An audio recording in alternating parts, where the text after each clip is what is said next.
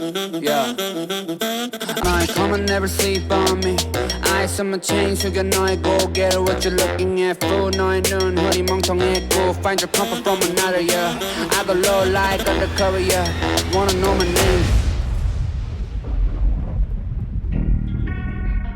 Hey guys, I'm Lenny. Nice to meet everybody. First off, I'd like to thank Corey for conning me into this. This feels great. So yeah, I'm gonna tell part of my story. So let's dig into it. I'm gonna take you guys back to January 2009. I had just moved up to Northern Michigan from downstate. I was with this girl, never really wanted to be with her, so I was feeling stuck at the time. But we were on our way to work. It's a blizzard at that time, could hardly see. We're arguing. Don't really remember what it was about now, but whatever, that doesn't matter now. But out of nowhere, this black Tahoe comes up and just hits us head on. And I reach over to try to protect her, but it was too late, we got hit. So we slide down this hill, come to a stop.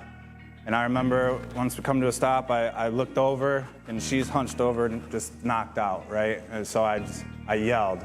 I don't know if I can say the F word, but I'm not gonna anyways. So I yelled out, and I remember trying to fight my way out of the car. I eventually got out of the car, put my leg down on the ground, and I instantly fell because I felt the bones grind together on my leg. So I looked down, my foot's backwards. This guy had stopped and helped me. He helped me across the street into his van, and he cranked the heat. And I started getting warm. My adrenaline was wearing off at that time. I started feeling this pain in my neck, and then so a few minutes later, the ambulance arrived, and they're like, "Oh, don't move, we're gonna get you on the stretcher." And they go to help me on the stretcher. Well, this one guy grabs my leg right where it's broke. I just instinct kicked in. I kicked him in his chest. He went flying. I apologized to him later on, but so we get to the hospital. I'm still on the stretcher. They got me taped down. I can't move. My family's starting to show up. They're all around me. The doctor comes in and he starts tickling my feet and asking me if I can feel that. I just can't feel it. I tell him I can't feel that. So he goes, "Well, we're gonna have to talk options about, you might be paralyzed." And I was like, no. But then they do emergency surgery to fix my leg. They put a rod in my leg. And once I'm out of surgery, I'm in the bed, and I'm just feeling so lost and hopeless at that point. I don't know what's going on with my girlfriend, with my child. I'm in pain, and they have me on an IV of morphine. That's the only thing I could control at that time. So I'd hit that button every 5 to 7 minutes.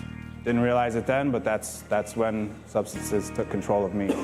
So I'm gonna fast forward here. About a year down the road, I'm learning to walk again. I'm getting prescribed 80 Norco one week, 80 Percocet the next week, and that goes on for quite a while. I'm still stuck in that relationship I don't want to be in. And I get cut off cold turkey, so I have to start finding stuff on the streets. I'm not being honest to myself or to her. And then I meet this girl that, she likes what I'm doing. We become addicted together, right? I'm addicted to her. She's addicted to me. We're addicted to substances. Takes us down very dark places. We end up in Flint, trap houses, stealing left and right, ODing left and right. The last time I OD'd, I blacked out. Didn't know what happened to her at that time, but I remember I came to. I was walking down downtown Flint somehow. Don't know how I got there, still to this day. But I heard a voice call out, "Go home." So, yeah, that's when I made that decision that I'm gonna make a change for the better and be the man I know I am and want to be again. Thanks, guys.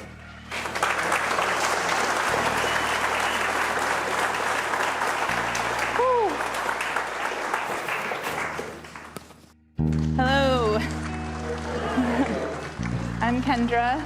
This is also my first time. Also got conned into this by Cory. Yeah. I have a family that I'm a part of and a job, and I pay my taxes and stuff now, and that's all because of recovery. So I'm gonna share a glimpse into my story.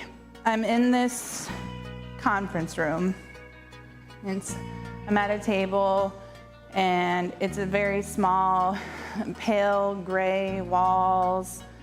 The lights are very similar to this, actually. Just feel like the lights are burning me. And in this conference room at the table with me, my daughter's there. She's about 3 years old at the time. Her father and his mom and a couple of guys in suits. Everybody is just staring at me. I felt just like I didn't understand what was going on.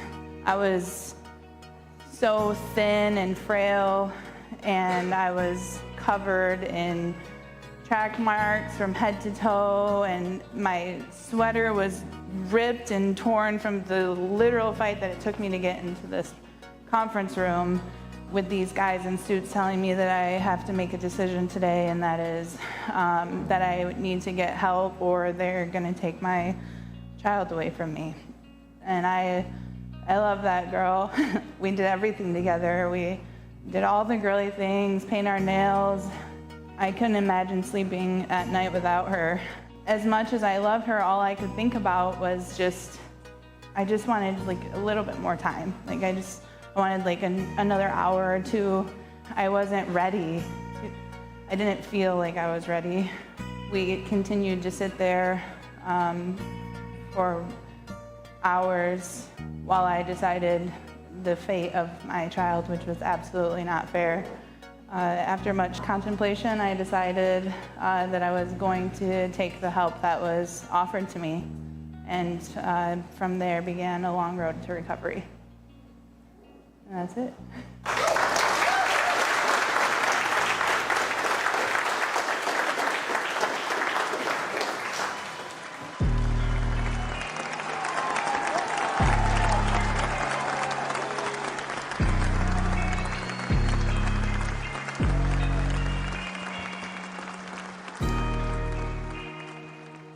Hi, I'm Adam, and I'm an alcoholic.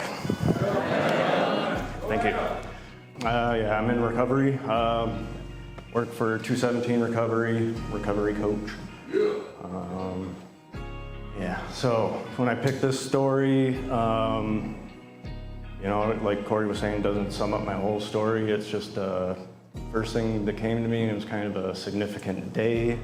I feel like a lot of transitions happened this day. So this was August of 2018. That morning, I had woken up, and unfortunately it was one of those mornings where I only had a little bit of alcohol left. And I was running late for work, so didn't stop and get any more. At a time in my life where I didn't know anything about recovery, I didn't understand options that I had out there. I was just trying to get by day to day. And so I show up to work, been there for 15 years. I was running the company while the owners aren't there. All our customers really appreciated the work I did. You know, I had a lot of close relationships with everybody. That morning, just remember standing in the back of the warehouse.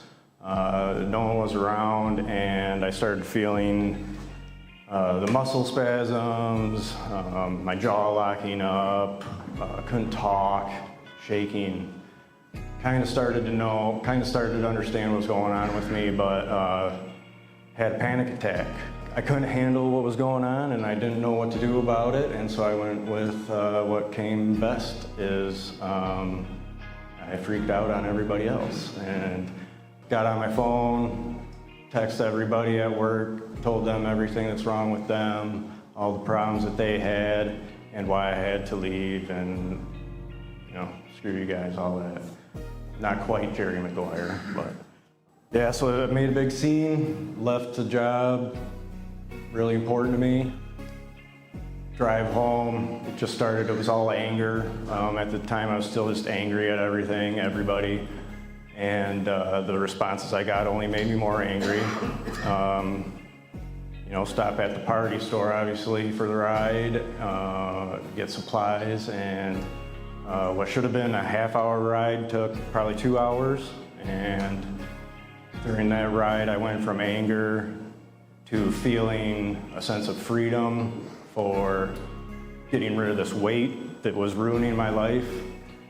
And then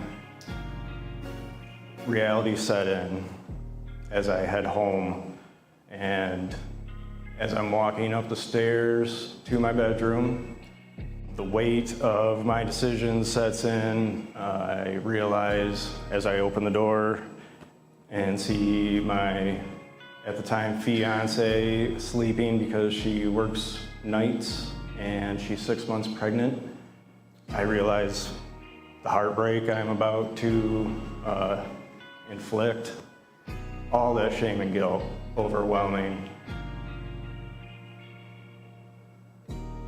The moment that changed my life is when I told her. Her reaction was, thank God. And I guess the moral of my story with this is, that was the moment that I realized that it was okay to have problems and to have to focus on them. And that I was allowed, and I never really had felt like I hadn't been able to feel that way. And so it was the beginning of my journey, but I think it was the beginning because it was where I started to understand that the things that I felt I needed mattered too. That's what I hold tight every day, so thank you.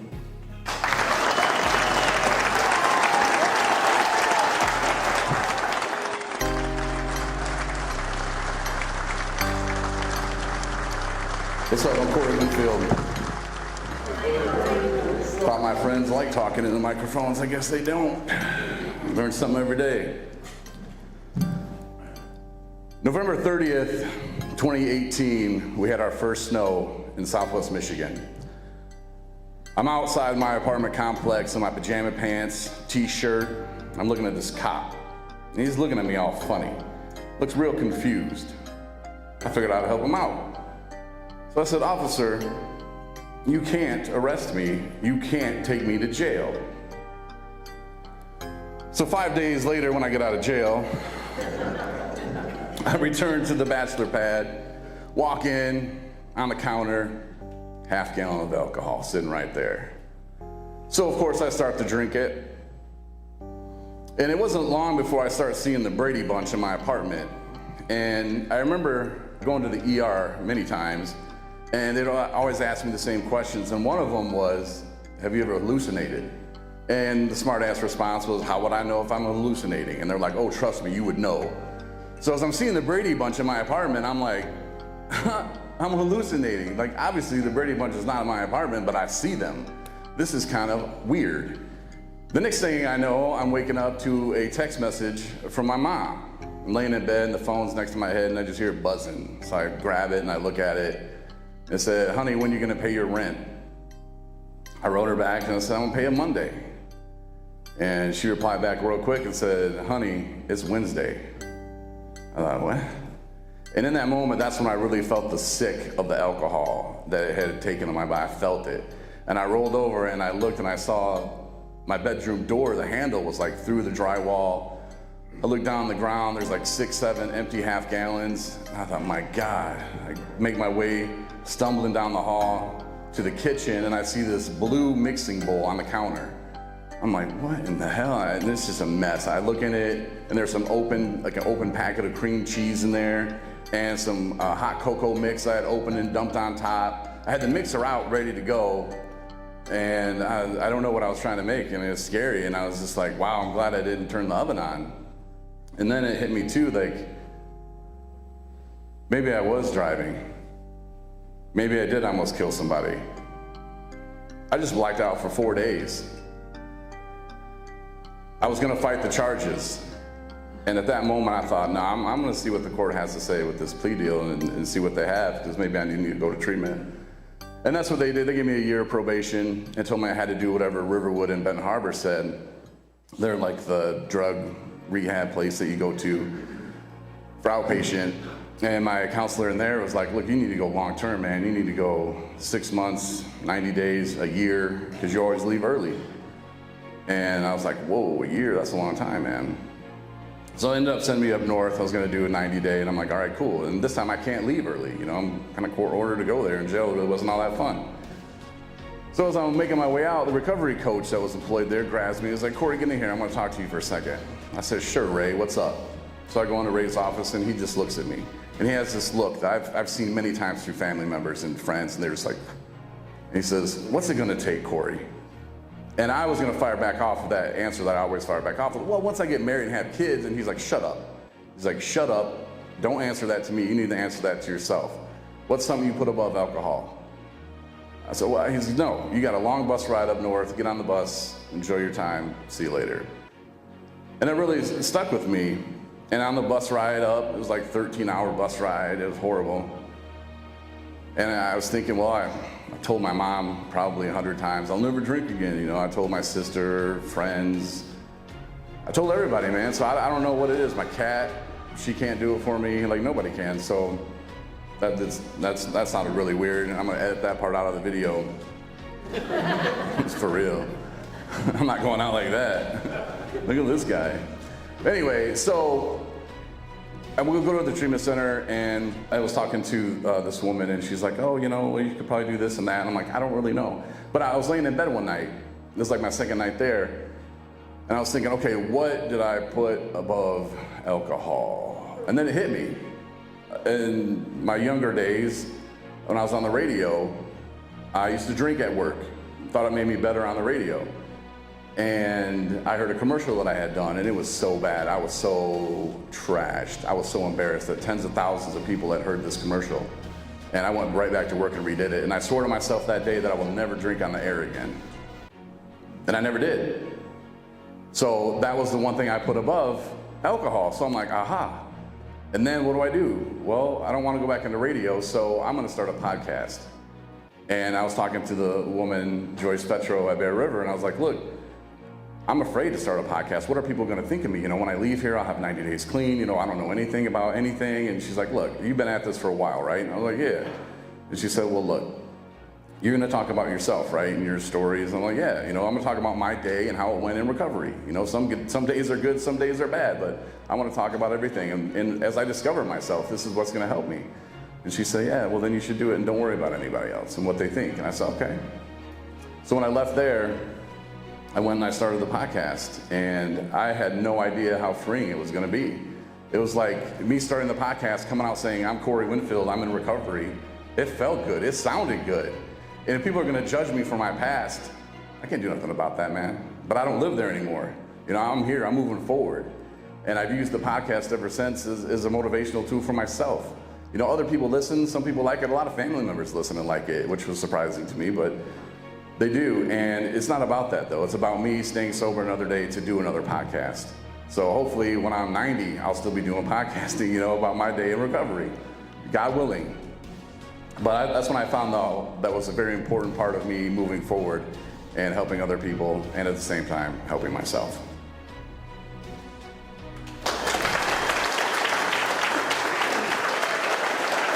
Thank you.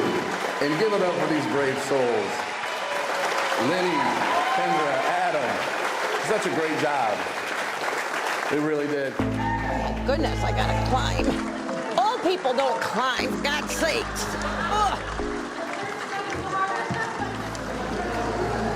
People that know me, I don't need a microphone. So, we'll start there. Hi, I am Mary, and I am an alcoholic. Those lights are very bright. So I was thinking about where I was going to start all this. And I was like, I'm just going to start at my relapse, because I'd been in recovery for 10 years, and my life was great. I had a really good job. I finished my master's. I was living in a nice home. I had custody of my children. Life was great. until I realized there was a few things missing. And I'd been talking to my higher power about that, and I wasn't getting what I wanted. So I decided, Mary decided she's going to get what she wants. So Mary's going to let her will start driving the plane here, the bus. And that turned into a 9-year relapse. The big thing, though, was, have you ever heard relapse starts before you take the first drink? Let me say that again. A relapse starts before you take that first drink. And I can time it. I see everything so clearly now. It was about 9 months, 9 months before I even picked up a drink. And I had my thinking going, and I know what I want, and I'm gonna get what I want. And I got what I want. I wanted a husband, I got a husband. And that turned into the biggest shit show I've ever lived. That turned into a drunk fest. It turned into a bunch of broken ribs and stitches and black eyes and coming up with excuses of what happened. And it just, the drinking was, when I picked up, it didn't take long before I was right back to the same amount plus of what I was drinking when I stopped 10 years prior. So I kept drinking, and I kept drinking. And the first year or two might have been fun. Third year was not so fun, and then it just kept getting worse after that. And it just got to the point where I drank to not feel. I didn't want to feel. I didn't want to feel the emotions. I didn't want to feel the physical pain. I knew what was going to happen to me every night when I got home. I knew what was coming. So I figured I'll just drink. I'll drink, I'll get drunk, I won't feel anything. And it worked. I didn't feel anything. And then I woke up in the morning and I saw what happened. I'm like, oh, okay, well, it didn't hurt, and I was so hungover. It still didn't hurt because I was too hungover. And that's how I lived my life. And then I finally, and I moved out probably 3 times just to be grabbed onto and drugged back.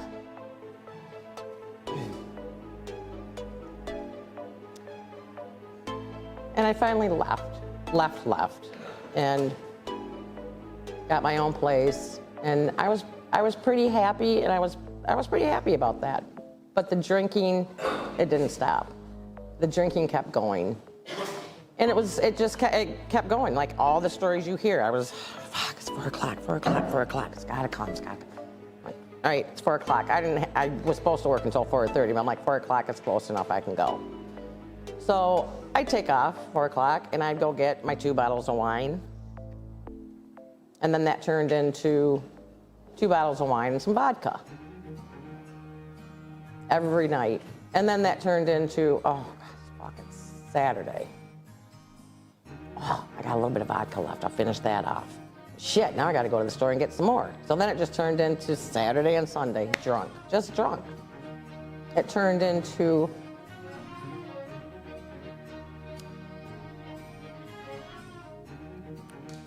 my daughter not letting me see my granddaughters, and that killed.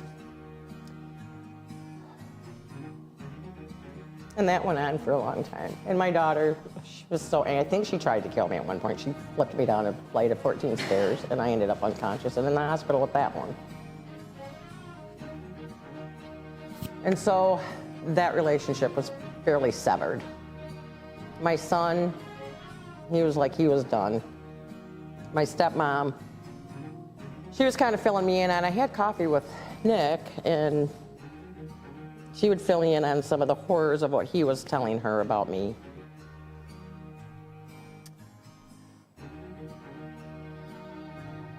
And then there was a couple of times I ended up in ER. Alcohol overdose, or maybe attempted suicide, I'm not even really sure. And waking up and seeing my dad and stepmom there, and seeing the pain on their face. And yet I would keep going home and keep doing the same thing. And then one night, and a lot of people that know me, you know I'm kind of a persnickety eater. Yeah, it was February 16th. And I don't know, 10 o'clock at night, and I got a wild hair at my ass, and decided I wanted Kentucky Fried Chicken, which, I don't even like Kentucky Fried Chicken. But I went to drive to Kentucky Fried Chicken down on Front Street, and the place had been closed down for I don't even know how long. So I didn't even get my fucking Kentucky Fried Chicken, and the police got me. And so I ended up in jail that night. And sitting there in jail, I remember so clearly. I knew the program, I knew the steps. And at that point in time, I was thankful. I was actually thankful that I was sitting in the jail cell. I mean, I didn't like the jail cell. I'm not going to say anything nice about a jail cell. They're ugly and they're gross and they're really kind of disgusting. But I knew I had just been saved from my own demise. I'd been saved myself. And I had to sit there and start thinking, oh, crap. Like, here we are. And at this point in time, and this is a conversation I was having with my higher power, I said, you know what, God? I just really messed it all up. And apparently, I don't know nothing. I don't know anything. And so what that means for me right now is I need to just put myself in your hands like a little infant, and I need to learn how to crawl, and I need to learn how to walk, and I need to learn how to talk, because I couldn't do any of it. I just couldn't do any of it in my own way. And so that began the journey back into recovery. So I got out on bond, and everyone knows it was my third drunk driving. So then I had a felony. So then I was looking at losing my professional license, which was mortifying to me. And I was just angry. I was pissed. I was in this state of self-loathing. And I started going to meetings because, of course, I had the sheets and I had to start getting all that signed.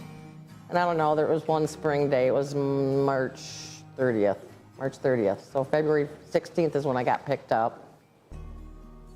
March 30th, I'm still out on bond, and I was like, fuck this. So I went and I got some wine, drank the wine, blew hot in the morning, so then I got thrown in jail again. And I think they threw me in jail and threw away the key. Nobody would talk to me. My attorney wouldn't talk to me. Nobody knew what was going on. I literally sat there for 47 days and didn't know anything. Well, nobody would tell me anything. So finally, on the 47th day, I went in front of STEPCA and was graciously accepted into sobriety court. And that was a journey. It was a journey of a lot of healing. It was a journey of finally getting myself to a point of looking at the steps. And again, I knew the steps, so it wasn't so much, I knew the steps. It's not about looking at them and learning them. It was actually digging in and doing them. It was actually being honest. It was being honest with myself. It was being able to get to a point again where I could actually look in the mirror at myself. It got really tricky trying to put mascara on in the morning without looking at yourself, but I got really good at it because I couldn't look at myself. I was so disgusted. I was in such a world of self-loathing. I hated myself. And there was a lot of healing I had to do. And through all of that, through the steps, and it started with a conversation that I had sitting in the jail cell with my higher power, where I have to literally learn how to crawl and how to walk and how to talk. And I did that through the 12 steps. The 12 steps, for me, gave me my life back. The steps are easy, but it was a lot of hard work. Man, did I put a lot of hard work into it. It was a lot of tears. Anybody that goes to the Alano Club, if you walk into the Alano Club and you look back in the right corner, there's a great big box of Kleenex that they made for me for my second anniversary because I cried so much. Smiley, you saw me when I first came back. I was a hot mess. And I don't think I stopped crying for the first 6 months. And it was a slow progression of working the steps, being honest, working with a sponsor, being honest, going to meetings, starting to build a tribe of sober people, of sober women, starting to reach out and talk to those women. I had a sponsor. I said, you're going to call 3 women every day. No, I'm not. And that was a big argument. And she won. I finally started doing that. And to this day, I'm friends with some of the ladies that first answered the phone. I didn't know who they were at that point in time, but I know who they are now. And I can go up to them and give them a hug. And that was 4.5 years ago. So it was just that slow rebuilding of my life, but I had to do that with the program because the program I had, my program, that got me nowhere real fast and it got me into a lot of hot water. So for me, it was the 12 steps. For me, it was building a relationship with my higher power that this day, my higher power is my first and foremost relationship ever. God is the first person I talk to in the morning. He's the last person I talk to in the end of the day. And I talk to him throughout the day, every day, all the time. It doesn't matter. I will go to him with everything. And that's what works for me. My higher power, my sponsor, the tables, and the 12 steps, and all of you.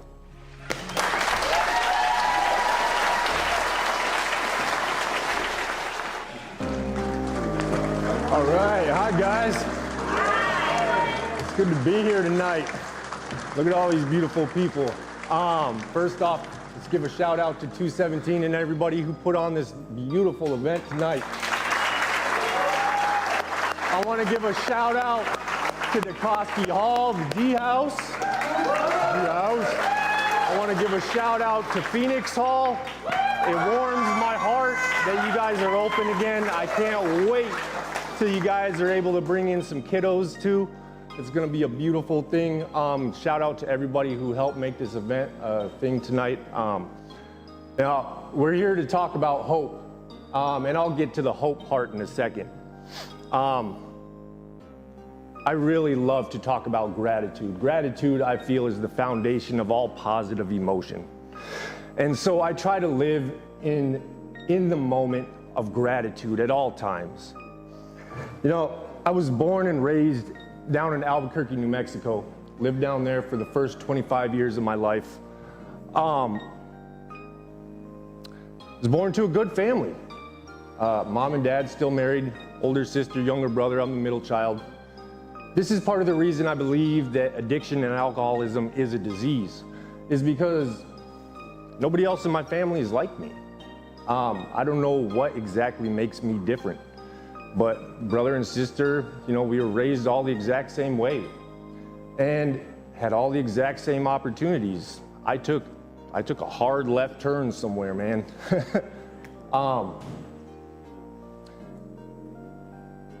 That difference, I think, lies a lot in the fact, and I don't think this is universal to addicts and alcoholics. I think it's a very human condition. But one of the ailments I think that really plagues me as an addict is I believe that I lack emotional regulation. I feel that I've always felt my feelings very fucking intensely, very sharp, everything that I felt. And so because I didn't have that emotional regulation, for whatever reason, I didn't like to feel. And so I learned to numb out my feelings from a very young age. I started to distract myself with different toys, with different games, whatever I could do to detach from reality. And that quickly turned into drugs and alcohol as a teenager. As soon as I found weed, as soon as I found beer, as soon as I found hard alcohol, I was hooked, man. I mean, that was it. It numbed me out, didn't have to feel anything, didn't have to think my thoughts. I'll tell you, you know, to this day, if I'm gonna be dead honest with you guys, if I had my choice and there weren't any consequences associated with it, I would prefer to be so high and fucked up every day, just staring at a wall, drooling without a thought or feeling in my body. And that's what I chased for years and years and years. But as most of us know, there's a lot of consequences that come with that shit. And I lived them out for years and years and years until I found myself in a hole that I didn't think I could crawl out of anymore. So being born and raised down in Albuquerque, I got into a gang lifestyle pretty young, hung out with a lot of drug dealers, a lot of gangbangers, committed a lot of violent acts from a young age. I've done a lot of bad things in my life. That was one thing I had to come to amends with for myself, is that I've done bad things, but I'm not an evil man. I like to think of myself as a bad person for a long time, and that was this cycle of shame and self-pity that I like to devolve into, so I was able to keep the excuse to keep using. That's one of the real factors of recovery, is figuring out what those excuses are that you use to lie to yourself, lie, justify, minimize, rationalize why I go back to a drink or a drug time and time again. You know, I started to learn that when I was working the first step of Alcoholics Anonymous. What is addiction? What is alcoholism? For the first time after I got a sponsor, somebody broke it down to me in a way that actually made sense. Said that it's an allergy of the body and an obsession of the mind. And so I see it exactly like that, that I have a physical allergy of the body to drugs and alcohol. I have a physical allergic reaction when I ingest a drink or a drug, just like poison ivy, right? So that's a very, very easy analogy. Is if any one of us touches poison ivy, chances are you're gonna break out in a rash. Like 99.9% of the population is allergic to it. It's the same way with me and alcohol and drugs. If I take a drink or a drug, I'm gonna have a reaction. And the reaction that occurs within me is that there's a switch that's flipped. And my brain and my body start saying more, more, more, more, more. And that triggers the obsession of the mind. That's how I rationalize, justify, and minimize myself back to a drink, back to a drug, time and time again. Despite all the consequences, despite all the lost relationships, despite all the misery, all the pain, all the suffering, all the wrecked cars, all that shit.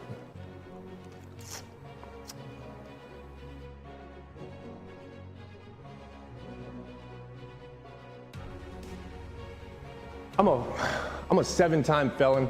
I have 7 DUIs. I didn't think there was much hope for me left in the world. I didn't think I could make much of myself after a while. I moved up to Michigan in 2010 because I have family up here. Moved up around Kalamazoo. I got an aunt there who offered me a job, place to stay for a while, got me a job working for the construction company that she did all the accounting and human resources for. And I got off all the hard drugs, did pretty well for a while. Started drinking again, and that worked for a long, long time.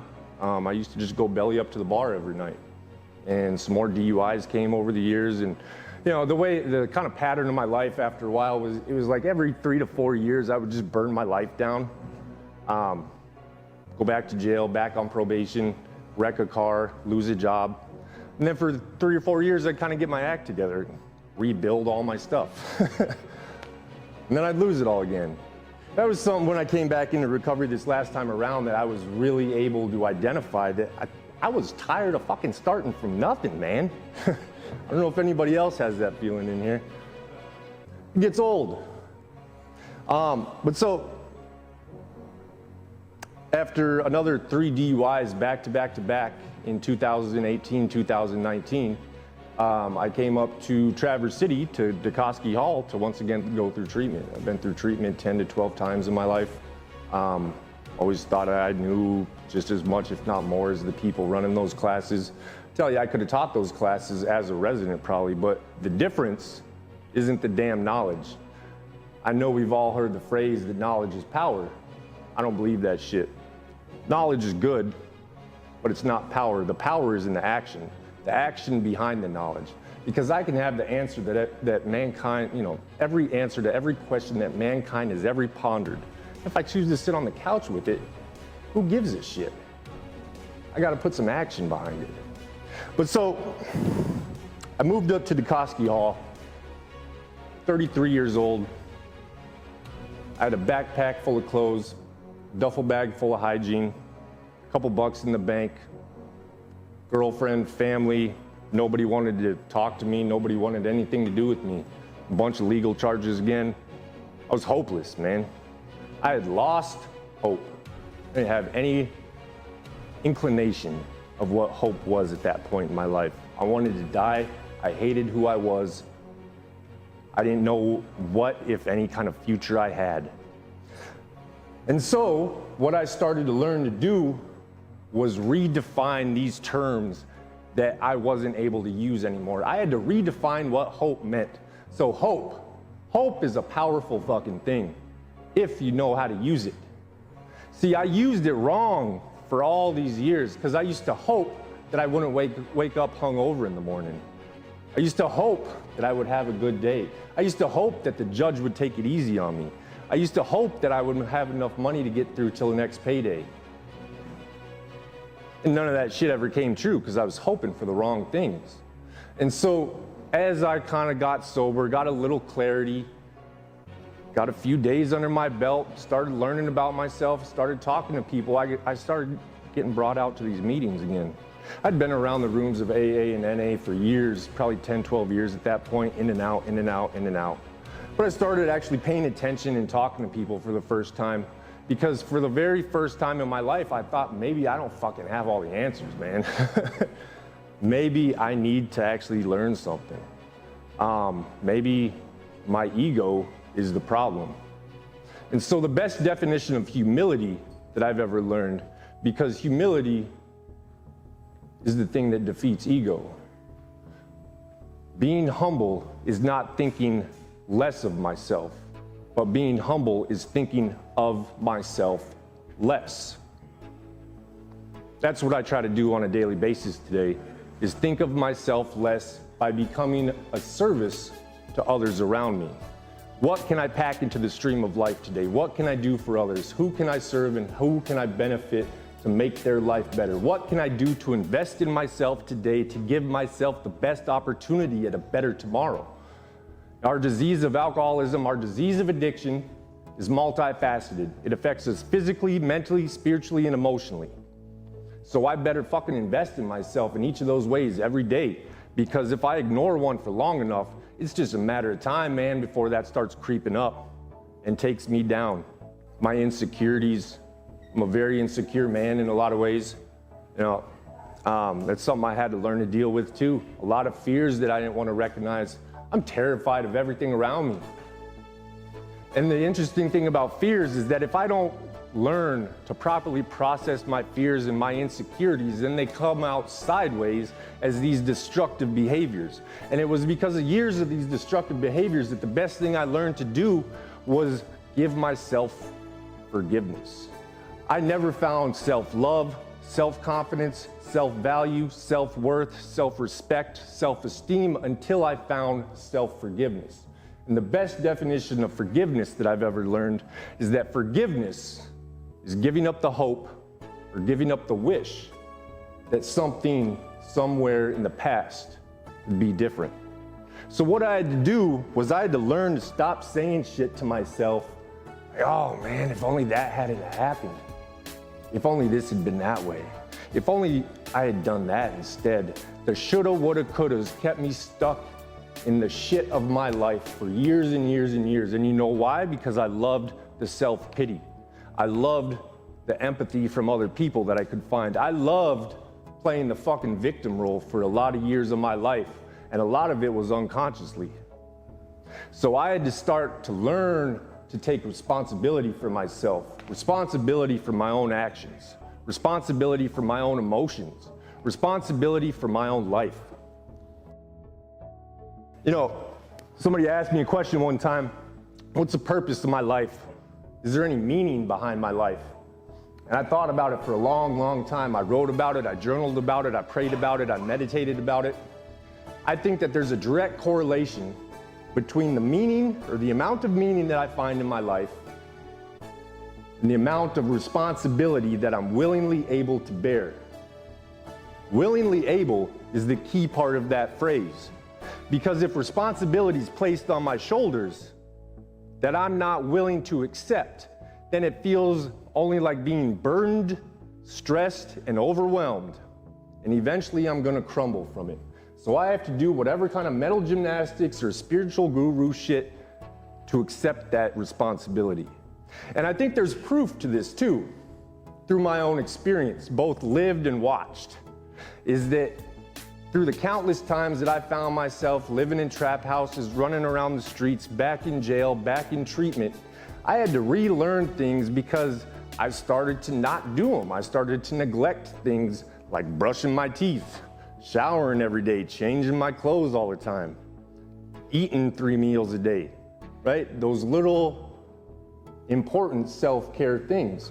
And so every time that I would come back to jail, come back to treatment, I would start learning how to do those things again, taking responsibility for self. And all of a sudden, I started feeling better, and I see it every day where I work.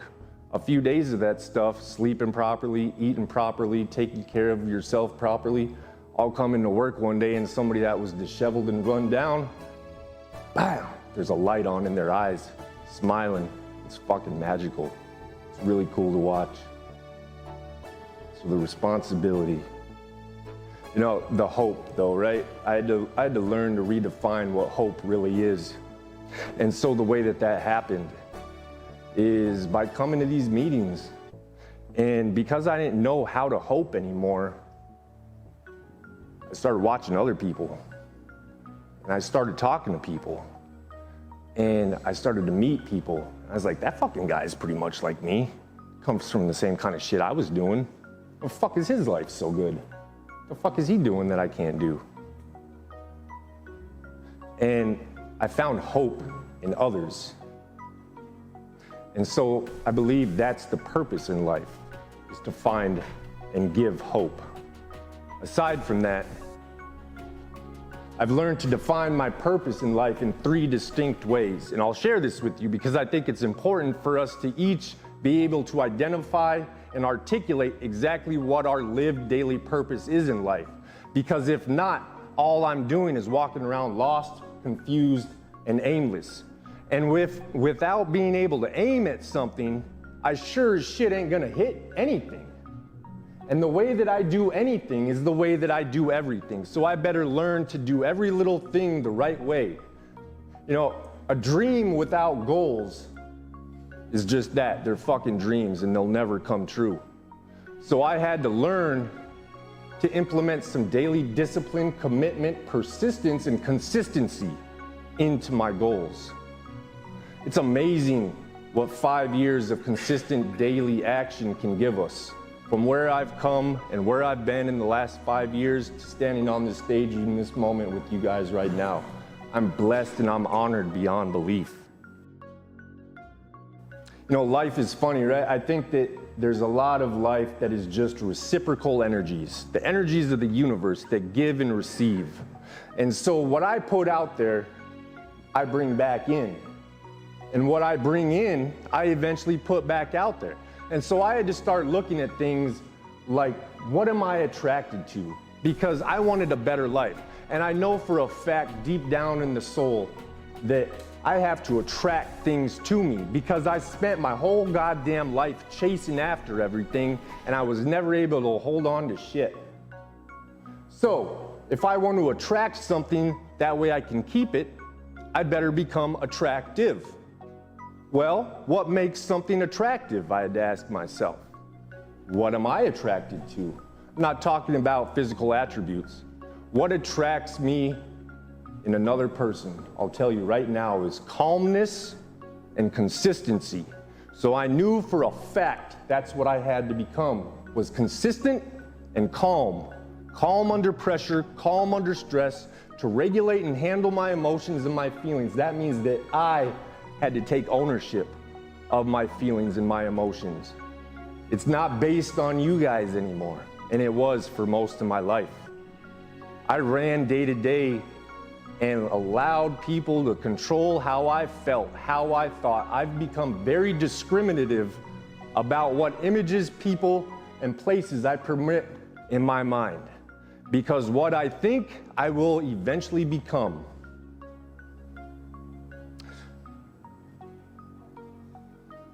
Back to the purpose of life, or the purpose of my life. It's a deep question, and that's why it's so important to be able to articulate it. So, the 3 distinct ways that I articulate my purpose in life. 1 is the ability to love and be loved. To give love and to receive love, because I was very unable and incapable of that for most of my life. 2 is to make deep, meaningful connections with people on an authentic, genuine level, to be who I really am, You know, one of the most important phrases I ever learned was that other people's opinions are none of my fucking business. And it took me a while to get that one. Yeah, because I was always thinking like, what do you mean? They're fucking talking about me. Of course it's my business. But I had to learn that it's their opinion. It's their opinion. It's their fucking opinion. It doesn't matter to me. I can do what I need to do to give myself a better life. I don't have to hold resentment, anger, frustration, or any of that negative emotion to be able to live a successful life. One of the best lessons I've ever learned is that I can love somebody, but love them from way the fuck back here. That way I don't have to hold that anger, resentment, and bitterness and jealousy in my heart, because that shit is nothing but drinking poison and wishing death on somebody else.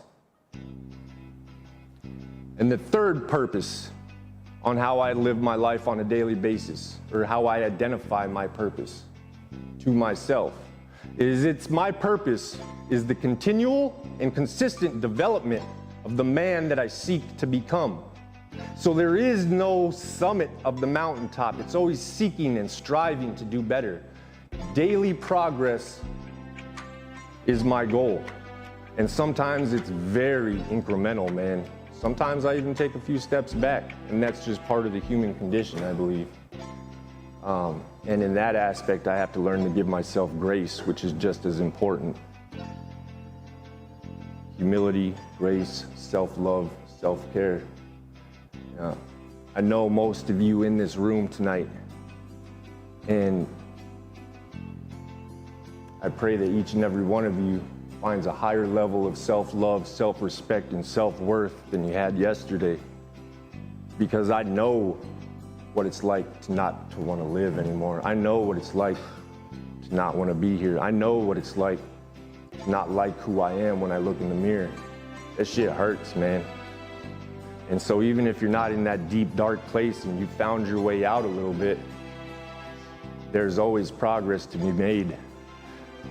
And the progress is in balance. So balancing the grace, balancing the discipline, the balance of daily progress.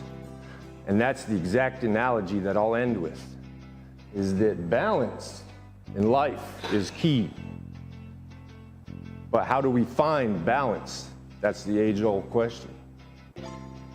So the analogy is that balance is exactly like a tightrope walker or riding on a bicycle. Out here, right? You can balance a little this way, you can balance a little that way. Same thing riding a bicycle. The key to it is they got to keep moving forward. If I stand still on a tightrope or sit still on a bicycle, I'm gonna tip the fuck over.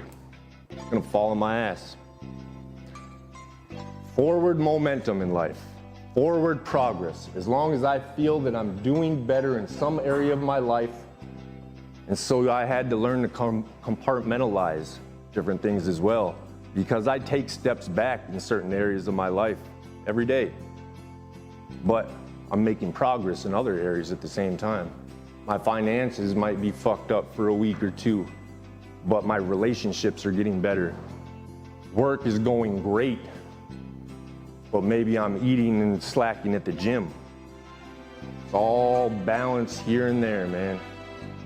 And so give yourself a break, love yourself a little more, because I love each and every one of you, even if I don't know you. With that, I'm just blessed and honored to be here with you tonight. Thank you for my time.